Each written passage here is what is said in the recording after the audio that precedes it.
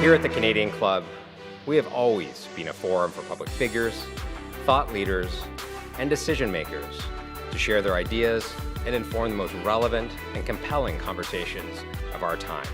We are dedicated to encouraging debate on the issues that matter to this city, this province, and this country. The Canadian Club is one of the most important podiums anywhere in the world that a Canadian can speak to, tell Canadians what it is that they think, develop those thoughts. And so I want to thank you for that very, very much. Please join me in thanking our esteemed panelists today. Through our programs and events, including our youth and young leaders programs, our diversity partnerships, our joint events, and our media and social media opportunities, we offer you access to dynamic political, social, and business figures from abroad and right here at home. The platform from which the eloquence of Canada has flowed all of that time, whether it be business, education, politics, sports, arts, and culture. If someone wants to say something to Canadians about this country and about the future of this country, this is the venue you choose.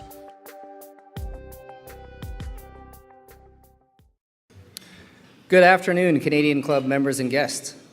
I hope you enjoyed your lunch and are finishing up as we're about to get underway to the discussion portion of our afternoon. Once again, my name is Glenn Parkinson, President-elect of Canadian Club Toronto, and I'm honored to be your host today.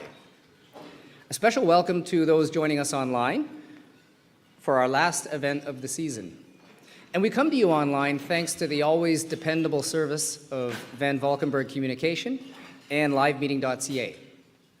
Our event today is made possible in part due to the generous sponsorship of PwC and TELUS Health. Thank you very much for your support.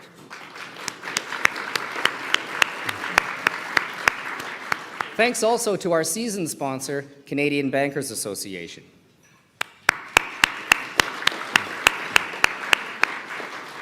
Now, two final notes. Our club's carbon footprint has been reduced as a result of our partnership with Canada's Forest Trust. So I encourage you to look them up if you get the chance. Canada's Forest Trust is a great organization and they're helping us reduce our carbon impact.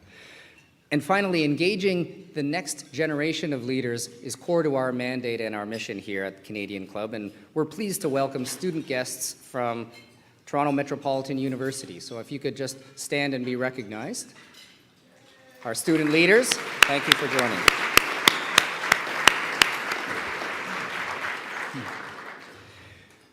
Purolator is Canada's iconic shipping brand. With one of the most extensive networks across our country, they deliver parcels and packages to some of the most remote locations using customized shipping and supply chain solutions. What questions do you have for Purolator's president and CEO?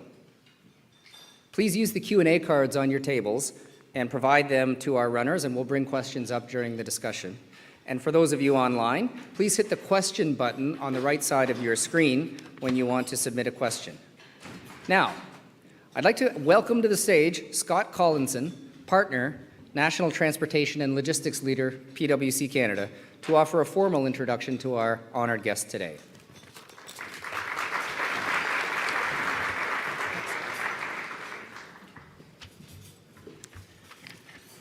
Oh, thank you, Glenn. Good day and welcome, and thank you all for joining us, both present and online. On behalf of PwC Canada, I'd like to say that we're delighted to sponsor this Canadian Club Toronto event and engage in conversations that matter for Canadians. We're particularly excited to be part of this discussion today. PwC shares the values with Purolator that drive both organizations to be trusted brands and deliver sustainable outcomes for our country. Let me start by sharing a short story. It was a Saturday before Christmas, the peak, or super peak, as has been called during COVID. A Purolator truck came into our neighborhood. It was tastefully adorned with some holiday decorations and festive music lightly playing. A smiling driver came out of the truck and wished me a happy holiday. I could not help but notice how happy and enthusiastic she was to be doing a job during such a critical time for the business. For me, that is shared values and culture in full display. With John Ferguson's distinguished career in transportation and logistics and his 7 years at the helm of Purolator, it is about so much more than results and execution. Those are table stakes for him. It's about leadership and team. I see many of the team here today. They bring it daily for Canadians. It's not a package, it's a promise. That's not just directed to customers. It's a promise directed to employees, environment, and community, where Purolator regularly receives accolades too numerous to mention. There's no better example than the Tackle Hunger program in partnership with the CFL. With John's leadership, Purolator endeavors to skate to where the puck is going to be. I had to say that because it might be the last day of hockey. So they skate to where the puck is going to be in order to address challenges and capitalize on emerging opportunities. We're here to talk about some of those things today. So without further ado, I'd like to introduce John Ferguson along with Joseph Lowe.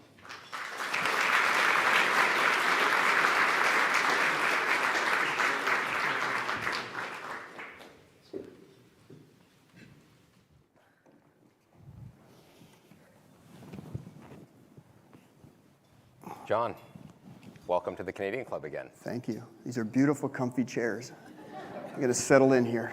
Yeah. Thank you for having me. No, it's certainly been a hot minute since we had you last in 2019. I think there's been a lot going on kind of in the world and your business as well. And I think our members and guests are really looking forward to learning a little bit about that. Now, before we start, I think your team has brought a video to share with our audience that may set some of that context for our conversation. We did. Thank you.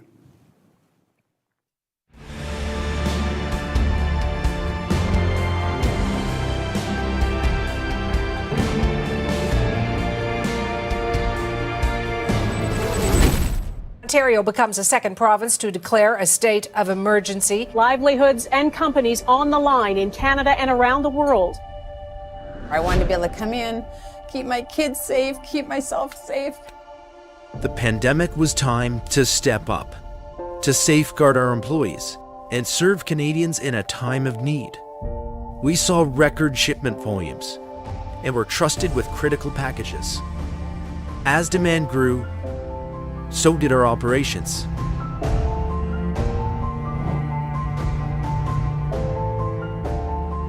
We created accessible and innovative shipping solutions to meet our customers' evolving needs. Through all of this, we continued to support our communities the way we always have.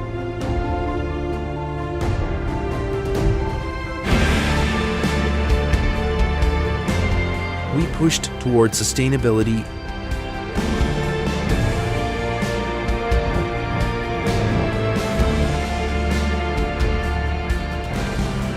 with each step, turn and pedal forward. We're building a brighter, more connected future for our people and all Canadians.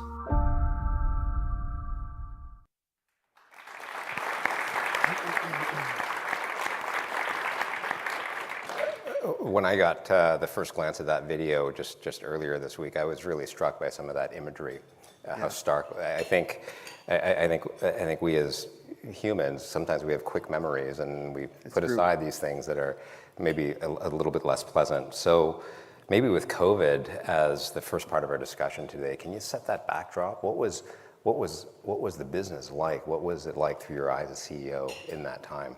Yeah, I know a lot of people are sort of tired of talking about COVID, but we wanted to show that just because I think you have to reflect and go back and kind of think of where we came from. And there's many layers to COVID when it hit. And I could tell you even with all our planning, and we were involved with the global supply chain, and so we knew it was coming in from China. We did planning, but we had to be on top of everything on a daily basis. But the emotional part of it, as you saw in that video with one of our couriers, the anxiety, mental health wasn't even really being talked about yet, but the adrenaline that I personally felt, for example, it was unbelievable for us. We were named as an essential service, and so, with that came this huge responsibility that you could really feel in our team, and you get a little bit of a taste from the video, but it was really quite an incredible time. I know everybody has their story, but for us, it was it was definitely a chapter in those 60 years that we talked about. You know what, picking up on that essential service comment, I remember when that happened, and it made a big difference, as Scott kind of pointed out in his remarks. Yeah. But then the rubber meets the road when a driver needs to use the restroom and can't. So there was so much learning, I imagine, that kind of happened through that. Yeah, the early days of that, we recall we couldn't get bathroom access for our couriers. You know, when everybody had shut down, we had problems even getting them for their lunches or having places to go during the day. We had to set up contactless delivery. Our IT team, everybody went digital. I mean, a lot of people in here probably had businesses that did that, but very quickly we had to change, and our network was just, you know, incredibly impacted. You know, we're a traditional 60-year-old B2B carrier. We do a lot of retail, and of course we're riding a bit of that e-commerce wave. When I came in 2019, I thought that was going to be the story. Okay, we're riding an e-commerce wave. We're going to build a big hub. That'll be that. You know, that'll be, you know, I'll come to Canadian Club, talk about that. And then we hit rocket ship growth. I mean, it was just unbelievable volume changes, and you know, running a complex operation. And many of our team are here today. You know, we went from changing routes, and you think about across this country, everything from Cape Breton, Newfoundland, all the way over to Vancouver Island. You're going from businesses to suddenly households. And anyways, I can go on and on about the amount of change in the network. Maybe to contextualize it a little bit for those of us that aren't every day in supply chain, how did the complexion of what you delivered change? A, the volumes, and yeah. What was being delivered? Well, two things happened that I'm sure many people in here lived, but we went from city, a lot of urban deliveries, to rural, and all of a sudden, you know, Owen Sound was our biggest terminal growth. Like, we had 6 couriers in Owen Sound, and suddenly we're overrun with demand because everyone had moved into the country and was buying up everything. And then the other thing that happened is, you know, we were watching, and if you love consumer behavior, we're a great company to just watch our network. It's like, why are we having bathing suit runs all of a sudden? Like, what's going on here? And then the patio lanterns and the things that, you know, everybody, you know, we were talking about supply chain, and you know, you'd go into a grocery store and you'd see people that shouldn't know anything about supply chain saying, yeah, the toilet paper's not here because of supply chain issues. And I heard that Asia port and this and that. So it became a very, very front-facing operation. We became, you know, integral to really getting through that. And so, yeah. So planning must have been a big part of that. I'm almost visualizing kind of the war room type setting and working with your team to plan out what Purolator would be like in that kind of environment. But can you take us through that? Because I can't imagine you were able to plan for some of these things that none of us saw. Yeah, the leader of that band is actually sitting in the back, Ricardo Costa, who brought back a big fancy Gartner framework for us to use. And we did plan, and I remember thinking, we had 30% scenarios, 30% labor, okay, isn't gonna show up, absenteeism, 30% volume. Like, I don't know how we missed it, but nobody saw that we were gonna get overrun with volume. And so for all the planning we did, it was more about crisis and contingency and downward things. And so the other key to it was, in my view, in those early days, was like anything in life and business, is you had to be very quick with decisions, and every day was a hit. So if you missed the one day of your plan, it would completely screw you up, and it was just too much change happening. So it was almost planning for the daily increments.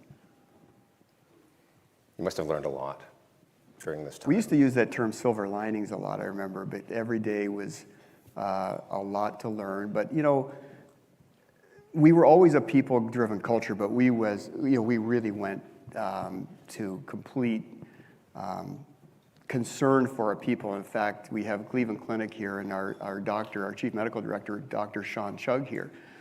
So this is something that I think is quite unique. You know, we got into this program to bring in, you know, a doctor, a medical practitioner in that program before COVID, if you can imagine being that lucky. We thought, you know, we're a progressive culture. We should, you know, we need to deal with mental health. It's going to be an issue going forward. So anyways, I think Dr. Sean was on for a couple weeks, and then COVID hit, and all of a sudden our place was petrified. You know, can you catch COVID off a box from China? Because we do a lot of inbound Asia freight, of course. So we had to bring in, and we were fortunate enough to bring in actual medical advice to our team, and that was critical. and partnering with public health. You know, I'm kind of going down a tangent here after your initial question, but about learning, we became health experts very quickly. I mean, we're transportation logistics people, and I knew more about the makeup of the vaccines and, you know, and epidemiology and everything else, terms I wouldn't have known. So that was a major part of what we had to get to know public health. It was, you know, quite something to keep everything going. Well, it was the company was such an integral part to keeping our healthcare system going, and I'm thinking PPE, I'm thinking getting vaccine to where it needed to be eventually when there was vaccine. So I imagine certainly things you hadn't anticipated when you signed on as CEO. Maybe last question kind of on the COVID topic, John. Purolator is an iconic Canadian brand, and we live in a bit of a different environment and a different economy now than in 2019. So from your perspective, what does it mean for Purolator to be Canadian in our day and age now? Yeah, when COVID hit too, the other thing, that it's important to talk about this, I think, because of what we are now becoming and what we always were, but there was a real sense of nationalistic. When we all got together, we were working with the governments across Canada, federal, provincial, municipal. We were the ones that when the 3M masks were short, we were bringing them up from the US. Don't forget the borders were closed, and so you couldn't get anything in without us and others. You couldn't get anything, you know, internationally and coast to coast when everybody was shut down. You literally, you know, depended on Purolator. And so we realized how important we are to not only the Canadian economy, but in an act of a crisis. Without Purolator, you would not have the economy going. You would not have had long-term care and hospitals going, because you couldn't just drive over to Buffalo and get stuff. I mean, everything was quite set up so that our infrastructure could run like a machine to get this done. We talked a lot in our company about pride and purpose, and the galvanization, if that's a word, of our culture was unbelievable. How everybody stepped up. You know, I'm assuming, you know, at Trillium, you know, which I'm involved with, the nurses and everything, they felt that in a critical way, but we did as well. And our people felt, I almost liken it to almost at war, like a military, and they were very, very beyond engaged. It was literally a responsibility to solve this problem. And we were being asked by governments we were doing vaccine clinics, we were moving all the critical product. And we were partnering a lot more too, and that's something I hope we don't lose. We talk to the government almost every day, and now we've kind of gone back to our respective traditional ways. But the amount of cooperation to solve that problem was unbelievable, and I really hope that we could figure out how to maintain. That's one of the things I hope we maintain out of this. Absolutely. Members and guests, I will invite you to, as we talked about before, get your questions to the front as well. We're happy to field some of those. So you'll find the cards on your tables and online as well. Maybe, John, turning our attention to the present day and the economy. One of the favorite subjects of the Canadian Club is to prognosticate on where is the economy headed and where are we going as a country. You have a very unique perspective and your fingers on the real economy, the flow of goods through the country. What are your perspectives on this inflationary environment and the rising interest rate? We just had an interest rate hike just the other day, as you know. Yeah. Well, we are really a true bellwether in Canada. We do see just about everything in our network. And the biggest factor, and you can imagine, I mean, we rode a COVID wave like unbelievably. We hired 3,500 people. We're a business of about 14,000 employees, and it ebbs and flows. But we were riding this unbelievable wave. Everything was up, and inflation was hitting. And don't forget, there's a lot of driver shortages. We call it our middle mile carriers, which is the network of air and ground that runs to get everything in the long length of hauls out to the terminals and to the regions. And that's been really a problem because drivers and labor in general hasn't all come back. And certainly in COVID, it was a huge challenge. So we do find that, you know, we came off an unbelievable and then 22 kind of winter peak was slower than anticipated, certainly slower than COVID. And then we actually dipped into what I would call a freight recession along with the recession, along with hyperinflation. And it was, for us, in our case, if you look at all the sectors of, if you look at our complete supply chain industry, there's rail, truck, LTL, supply chain software, customs brokers, freight forwarders, air, ocean, there's all these modes. And the one that went up the greatest was the last mile couriers. And we actually do freight, we do everything cross-border, we have a big US company. But the actual last mile part of our business had the biggest lift of all the segments and the biggest decline into the new year, mostly because e-commerce just went and as we opened up, that completely dried up and it moved. And fortunately, we have a big, strong B2B, and we do have a good presence in retail, and we do a lot of the market share here. But it was a big, big change, and so that kind of really supports this idea that is there a recession or not? And I would say in our first quarter, we were bouncing around a bottom. Same in the US, people I talk to in the US that are running businesses like this, bouncing around kind of the low point. And then in April, we did see a bit of a turn up and continuing in May. So if that's reflective of, and that's across multiple sectors. In our verticals, we have healthcare, industrial, retail, e-commerce. We pretty much play in everything. And the one that's the highest growth for us is the industrial segment, so construction, mining, things like that, is still actually growing strong, but it's still mostly in that e-commerce space and retail in general that is suffering a little bit. And that trend is similarly there in the US as well. So my personal belief, that's a long story to get to, I think we're gonna be more resilient. I think 23 we're calling a reset year, mostly around resetting in volumes, not necessarily pricing or fuel or anything like that. But 24 coming right back into a good normal growth rate. So I'm a bit more optimistic. Maybe I'll follow on with an audience question that we just got.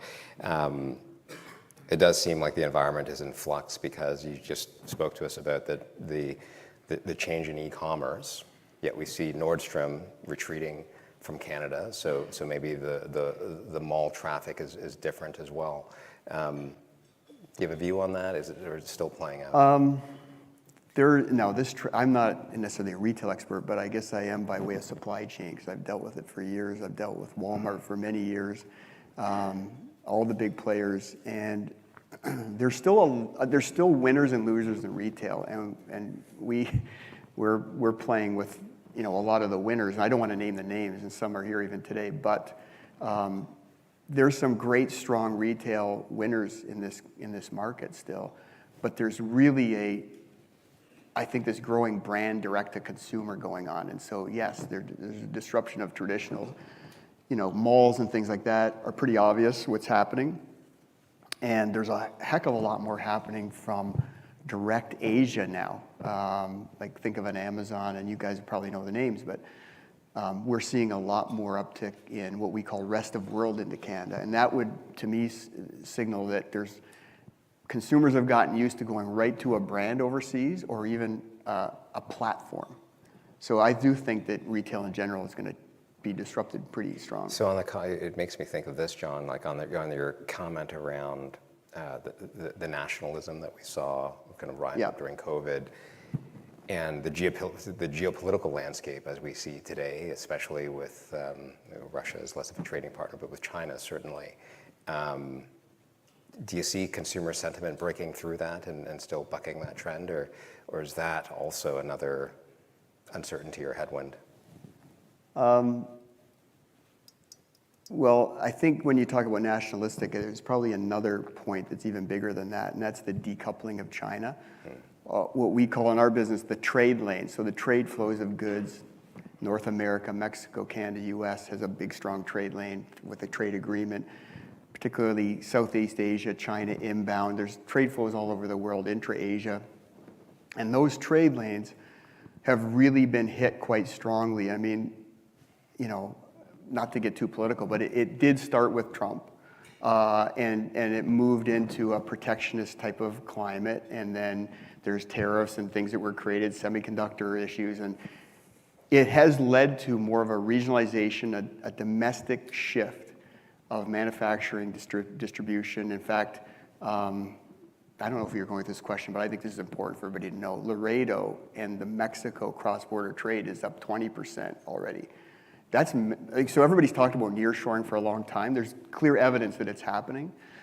So to me, I mean, we're mostly a North American company. We're doing a lot of cross-border work, and I think in our case at Purolator, between domestic and North America, we're actually sitting quite well. It's not like the Asia inbound's not going to continue on, but there was so much risk that was brought in and through the pandemic that I think governments even realized we better have some local manufacturing, we better have some local supply, we better have all this figured out and have the supply chain. Don't forget the container rates, talk about inflation, the container rates for, say, Shanghai into Vancouver or Long Beach, they used to be $2,000 or $3,000 US for an inbound 40-foot container. They went up to $25,000 to $30,000. And they dropped back down in about 2 months, which is unbelievable to think how quickly that could happen in this industry. So the steamship, the ocean carriers were bathing in profit, and then how quickly it stopped for them. So yeah, there's a lot going on in this question of geopolitical. You know, the biggest input we have is fuel. And of course, the Ukraine-Russia war created a big fuel problem, a big inflationary item. But this idea of having more North American trade, I think, is a major trend to follow. And if you are experiencing it, you will. So maybe let's stay closer to home for a moment then. Purolator is very much a people-driven business. The video certainly highlights how important people strategy and culture is in your management style and how you guys operate. Are you still seeing driver shortages? What does the people picture look like for the 14,000 Purolator employees out there? For us, it's settled down.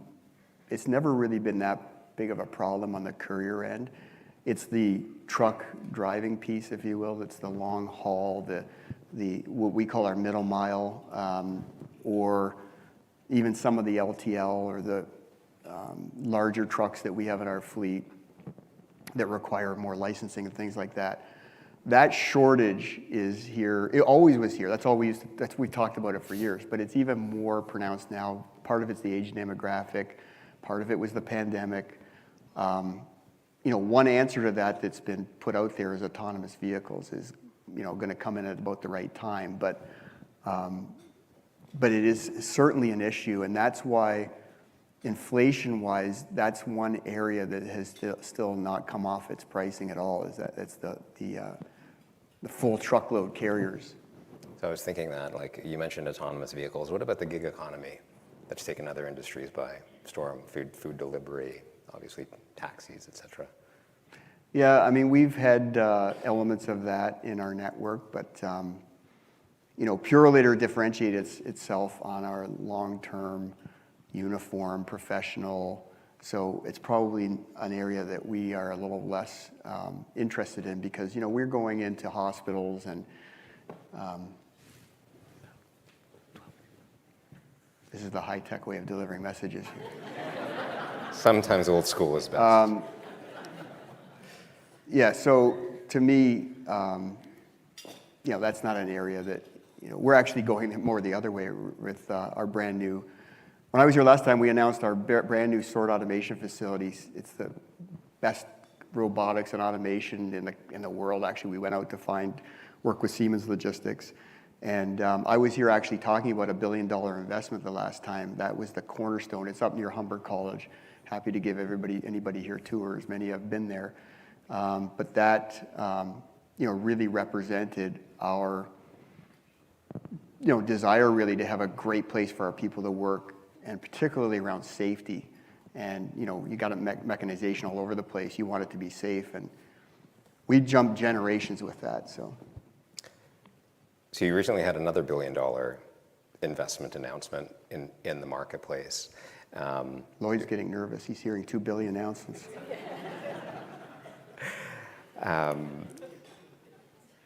I totally lost my train of thought. Yeah. So maybe I'm on to the third billion now. Just kidding, Lloyd. PwC is a great partner to us. They're up to their third billion. This is great. So we're talking about decarbonization. Yeah, no, so we did announce a big investment over 7 years for the electrification of our fleet. And And it's something like 60 to 65% of our entire fleet will be electric by 2030. That's a science-based targets we set out, with net zero by 2050. But we've got to actually hit every year, and so we've ordered, I think, 100 trucks. Actually, all the people that do this are here today, which is great. So they'll know the exact. And then another 120 next year. So we've got 12 e-bikes. We've got all kinds of what I would say proof that we're serious to do this. And it's a challenge though, because our goal is to be the greenest courier in Canada. And to do that, we have to be quite early with things. And we were early in 2005, if you can imagine, with hybrid electric vehicles, which we still have in our network. Many that are here today that are with us that have been there that many years. And ironically, or maybe unfortunately a better word, that company didn't survive. And so we were stuck with all the IP and all the technology, and we still maintain them to this day. So I think this is definitely, though, way more advanced than it's happening. But there's challenges. I was just even talking to a partner that's here, the CEO last night, about helping, because getting power panels and transformers, things that, again, I wouldn't have traditionally been involved with, but to get these for manufacturing, there's pinch points all over getting the product, getting the trucks. But we intend to, by the end of this year, if all goes well, we'll have something like 60% of our lower mainland BC fleet electric. So anybody I meet from Vancouver, I say, you're going to breathe clean air thanks to us, because that's a huge fleet out in the lower mainland. I wonder if, I'm going to build off of an audience question and maybe tie it back to decarbonization or other parts of the operation as well. What's the role of other technologies such as AI, automation, machine learning in shaping the future of last mile delivery? It does play a big role, and we are using it in many applications today. And there's quite a bit of, it's really visibility of a package is kind of like been the holy grail. And there's a lot more happening in healthcare with sensors and RFID now, where it costs money, unfortunately, so it's got to be a premium shipment. But there's many things, like we have major pilots going on right now. The two things in our company and our operations are sort and last mile delivery.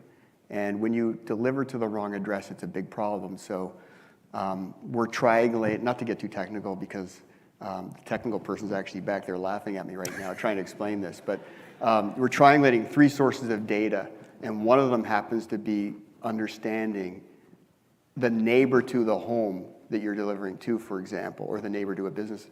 And that's coming in terms of imagery, and it's saying, am I right or wrong on a delivery? So there's a lot happening on both of those levels. There's a number of things, though, happening. We even have this thing called an exoskeleton, I think I'm saying that right, which is, it reminds me of... Like an Iron Man suit? Yeah, it's like an Iron Man suit for lifting heavy objects, and it's been designed for making you basically stronger, and it has sensors in it too that determine how your movements and your biomechanicals goes and so on. So again, these are things that I didn't think we'd be involved in transportation, but we've got a lot of, we even use natural language processing to look at potential, will a safety incident happen? Early detection, and so it's not just in terms of performance, it's actually a lot of wellness and health and safety that it's being used for. So wellness and health and safety has played a big part in the video. Yeah, it's huge for us. You learned a lot through COVID as well, and the needs of your people. You spent a lot of time in this area with Pure Leader Health, as well as with your community at large with the Tackle Hunger program. Do you want to talk a couple minutes about those initiatives? Well, Tackle Hunger is an unbelievable grassroots program that started 20 years ago, and over the 20 years, we've done over 20 million pounds of food donated to food banks coast to coast in Canada. And we partner with the CFL, and we think it's probably the most unique sports marketing partnership that I've ever heard or seen of, because it's such a great alignment with the CFL, very humble Canadian community, the players. I mean, you go and see these big football players and they have tears in their eyes every year at the Grey Cup talking about the need and how much they feel a part of it. So it's 20-year anniversary. We've got a big goal this year to raise even more. We have great partners even here today, I know, that have helped us as customers. And what it does is it really engages our frontline, our couriers, and you can go to an activation, a game day activation, any city across Canada. You'll find our couriers there, but they have the whole families. Can you imagine they give up their weekends? Even when we were running hard, they'd give up their weekends to go and volunteer with the CFL. So amazing stuff. And then what was the second part there? Pure Later Health. Yeah, Pure Later Health. So again, I'll reference the Cleveland Clinic partnership and Dr. Sean here, Dr. Sean Chug. The Pure Later Health was really our way of taking wellness to the next level. And there's a large part of this that has been mental health focused, but it's also physical health and even social. And we think that by us playing a role, and I think this really came of age because A, we invested in it, but B, there was such a need through COVID and so many people couldn't even get to family doctors, right? Public health was struggling. And I know for a fact that we've actually saved lives of people at Pure Later, like people that got caught in the nets of all these screenings that we were doing, that we ended up helping because we had the resources to do it. Like that's unbelievable. So it's, you talk about doing things to make the world a better place, but this, to actually do that, to be able to affect health. And so, yeah, we're very committed to it, and we think we are making, there's no transportation companies, I guarantee, that are doing this, and maybe not even many companies in Canada that have taken on a commitment like this to actually say that by looking after your people's health, they will be better off, obviously, which is the good thing, but as a business, we'll be better off as well. And there's nothing worse than going through something like that. So, John, I think you've painted a really nice picture of how Pure Later is a great place to work, and I think maybe this is where this TMU question came from. What advice do you have for recent grads or those about to graduate looking to start a career in supply chain? They guaranteed that question earlier in the room, so thanks for that. Say it again, please. Yeah. They would like a job at Pure Later. How do they go about? Just call me. LinkedIn. No, go ahead. Ask the question. Fantastic. Supply chain, it's a pretty specialized industry. It is. How does one think about getting into that as a new business graduate or an engineering graduate? Well, engineering is a perfect background for supply chain. We are always interested. We have the team here today that manages talent is here. So see them, that would be perfect for you. But we are a great environment for young people to come, talented people. Our industry is really looking for more younger talent, particularly with those backgrounds. It is hard in Canada, I have to say. I moved around a lot. I worked in the U.S. Supply chain, there is education around it, but just getting into a company and learning it is a great opportunity, though. It is an area that has become so important to businesses. And in my earlier years, it was hardly talked about. It was a really behind the scenes. And now it's front and center, and e-commerce really brought it out too. So, but it's a great opportunity for a career if you're interested. Maybe I'll build on it, and I think we've got time for this one final question. And it is kind of the same question in a way, but made a little bit more personal. So I thought it'd be nice to end on this note. John, what brought you to Pure Later, and what gets you up out of bed every morning? Well, I was brought on. I was talked to about Pure Later. If you can believe it, it was considered and it needed a turnaround 7 years ago when I came in, and we obviously did that. So, and then some. So it was. For me, I love to come into a platform like this. I was talking to, was it you, Mike? I was talking to somebody earlier about this, that I was actually shocked or pleasantly surprised how much there was at Pure Later that was amazing to take and grow from. And it's been even better, and we've really, really moved the business along in so many ways besides even financial performance. I really love the people side of the business, whether it's customers or our people. That's why I'm a big get back to the office person, because I love being with people. So what gets me up, if I have to get up in the morning, if Sue Lynn's here, I don't know, and somebody says, read 100-page legal documents, sorry, Susan, that's one I don't want to get up for. So I know the ones I don't. But if there's a people-oriented, getting together with you guys here or whatever, that's what I like. Fantastic. Thank you, John. On that note, thank you so much, John Ferguson, for joining us here at the Canadian Club, and I'll turn it back over to Glenn. Thank you.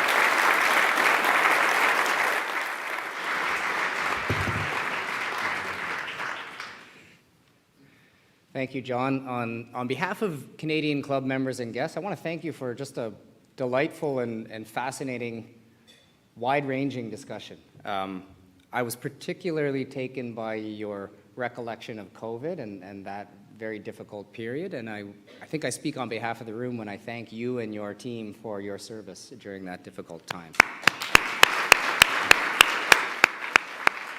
Also, to bring back something you mentioned at the beginning, I personally love consumer behavior, so if you're offering a session, Consumer Insights, brought to you by Purelator, I think we'd have some takers. Joe, thanks for moderating excellently, as you always do, in such an effective way, and also for your tremendous contribution to this club through the entire season. You'll be a hard act to follow.